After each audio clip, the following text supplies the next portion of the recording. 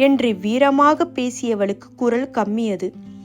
அர்த்த ராத்திரியில் என்னை எழுப்பி சப்பாத்தி பண்ணி போடுன்னு அதிகாரம் பண்றார்மா. 1-2 முடிஞ்சுதா? என் கை ஓயிற வரைக்கும் நானும் அசடு மாதிரி என்று தாங்க முடியாத சுய பரிதாபத்துடன் சொல்லிக்கொண்டே போனவள், ஆட்டா மாவு இல்லேன்னு சொல்லத் தோணல பாரு, நீ அவ்வளவு தூரம் வேப்பிலை அடிச்சிருக்கே எனக்கு என்று நொந்து கொண்டாள்.